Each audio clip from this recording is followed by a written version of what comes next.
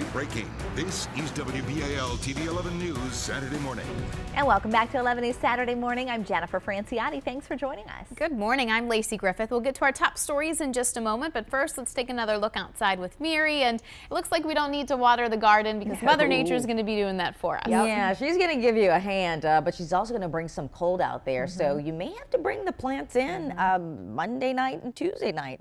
We'll be looking out for that, or Sunday night and Monday night, I should say. Right now, 61 degrees at the Inner Harbor with calm winds and cloudy skies out there. We just saw those clouds a few moments ago. High temperature range today between 60 and 65 degrees. Look for showers off and on. So clouds right now, you have some showers move in, then you'll get a break, and then more showers will push in. That's the system that we'll see today. And temperatures will fall to the 50s by the afternoon. Here's a look at how it pans out over the next few hours. You can see those temperatures kind of hovering in the 50s, especially between noon and like 2 or 3 o'clock this afternoon. Well, coming up, we're going to talk about how low the temperatures will dip in the coming nights in the WBAL TV 11 forecast. Thanks, Mary. Rape charges have been dropped in a Maryland case that made national headlines and was used as fuel in the immigration debate. And Montgomery County prosecutors say the facts just don't support those original claims that 2 undocumented immigrant teenagers raped a 14-year-old girl. 11 News reporter Omar Jimenez joining us live in the studio with more. Hey, Omar. Hey, good morning. Well, as you mentioned, the incident fueled the debate over immigration. The governor touched on it while speaking about a sanctuary bill. Even the White House said the claims were an example of why they opened a Victims of Immigration Enforcement program. Well, now prosecutors say evidence doesn't support claims by a 14-year-old girl that she was raped in a school bathroom. Both of the Rockville teenagers accused of the crime are in the U.S. illegally. Now, at the time, the White House said the claims were an example of why they opened. I mentioned that Victims of Immigration Crime Enforcement program. Now, this all comes nearly 2 months after charges were initially filed against the 2 Rockville students. I commend the state's attorney's office for doing the correct thing and dropping the rape charges, because obviously this young girl was not raped. As we stated from the beginning, it was a consensual act between 2 juveniles.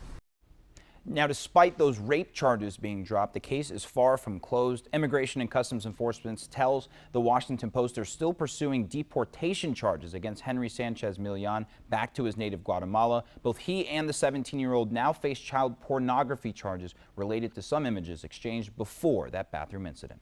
Live in the studio this morning, Omar Jimenez, WBAL TV 11 News. Thanks, Omar. Baltimore County Police are looking for more possible victims of robberies that targeted people using dating apps. 2 men, Matthew Bauer and Paul Kev, are charged with armed robbery, second-degree assault, and other offenses. Police say twice in March, men were robbed after arranging a meeting using a dating app. Both robberies took place in Dundalk. In both cases, the victim arrived at the meeting place, was surrounded, and had their cash and their cell phones stolen. Police say Kev, that was identified as a suspect in both. They're searching for more suspects. A Baltimore man says he's having trouble trading in his vehicle because of a Carfax report. He claims the information is wrong, but as 11 News I-Team reporter Barry Sims tells us, Carfax won't change it unless Baltimore City Police change an accident report.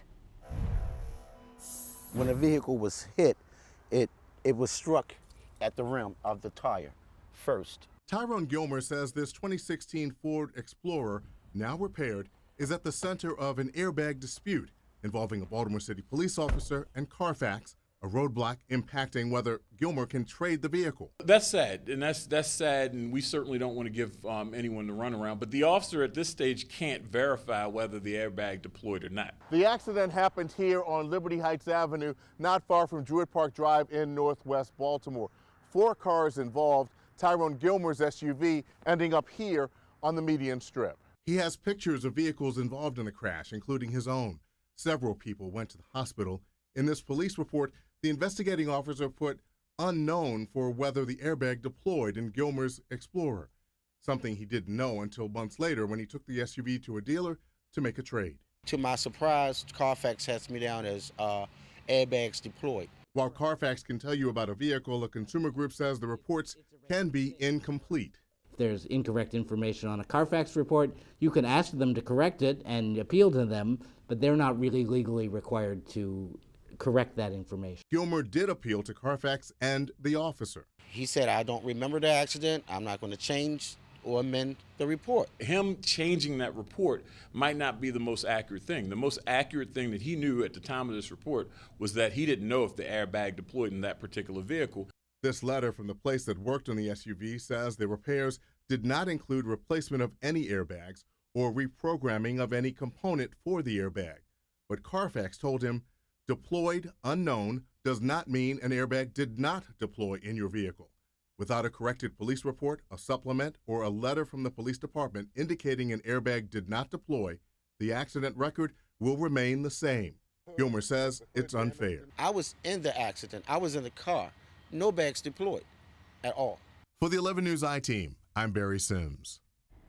A Texas police officer is facing murder charges this morning in the shooting death of a black teenager. The Dallas County Sheriff's Office issued an arrest warrant yesterday for former Bulk Springs officer Roy Oliver. He turned himself in a few hours later and is now out on bond. He's accused of shooting into a car of teenagers as they were leaving a party, killing 15-year-old Jordan Edwards last week. Oliver was fired following the shooting. In Wilmington, Delaware, family, friends, and members of law enforcement gathered to pay their final respects to a state trooper killed in the line of duty. Bowie native Corporal Stephen Ballard was gunned down outside a Wawa store last week. The suspect was shot and killed after a 20-hour standoff. Thousands of people, including former Vice President Joe Biden, attended yesterday's service. Ballard leaves behind a wife and a young daughter. Well, yesterday was Fallen Heroes Day, when first responders paid tribute to the men and women who have given their lives while serving the people of Maryland.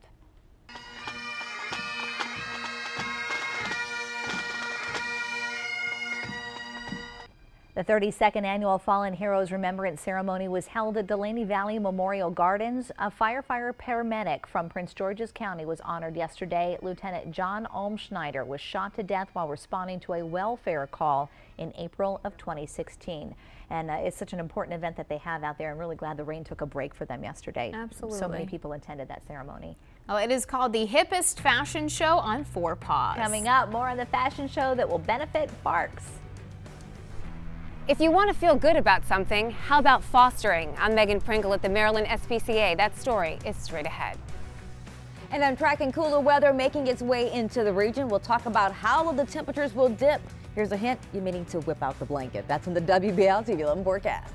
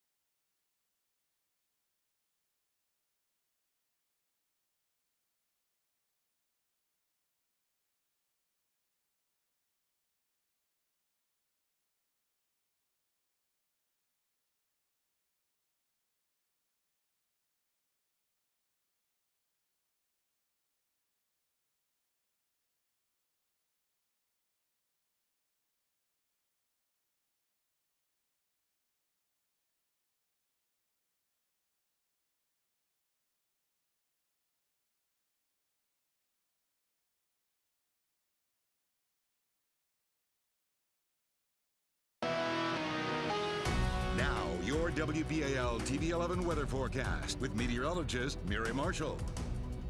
Good morning, everyone. Topping the weather headlines, rain, falling temperatures, and cooler air on the way. Temperatures will begin to fall to the 50s by the afternoon, and then after that, we're looking at a little cool stretch around the region. Overnight lows falling to the 40s and 30s. You may have to bring the winter jackets back for just a day or two. And then daytime highs in the 50s and 60s. Outside right now, 55 degrees in Westminster, up to 61 in White Marsh, 55 in Catonsville. You'll find those temperatures gradually going up to the 60s and then falling to the 50s by afternoon. We've seen winds come in from the south up to 18-mile-per-hour gusts at BWI, but eventually those winds will switch in from the west by the afternoon, and some cooler air will filter in behind that. This is out in Oakland and western Maryland. We can already see the winds coming in from the west. So we're up to 61 in Westminster, 63 downtown Baltimore, Chestertown 62, Annapolis right around 63 degrees. We'll find 65 in Easton, 62 Bel Air, and 61 degrees and Parkton today with rain off and on throughout the day. So at times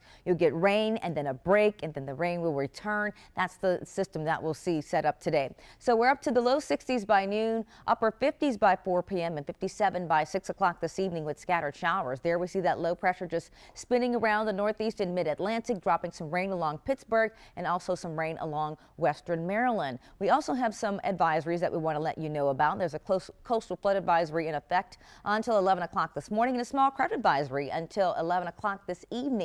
Here's what's happening right now. This is our low pressure system. You see that cooler air behind it pushing in. That will keep the rain at play for the next few days. So this is at 2 or 3 o'clock in the afternoon. You see the showers do become a little bit more scattered at times, but the possibility is still there. Later tonight, we'll continue to see that rain threat. Tomorrow, the rain chance is smaller, but we still have it there. At least a 30% chance for scattered showers to pop up. Early Sunday morning, it looks like just a few clouds, but by Saturday afternoon and evening, we could still see that sporadic shower begin to make its way into the forecast. So high temperatures today will go at 62 degrees, falling to the 50s by afternoon. 44 tonight, a high of 59 tomorrow with 30% chance for rain. 60 degrees by Monday, 61 Tuesday, 65 Wednesday, and the rain chances return Thursday and Friday. Now pay attention to Sunday night and Monday night temperatures. That's when we fall to the 30s, so you may want to heavy your jacket as you step out on those mornings.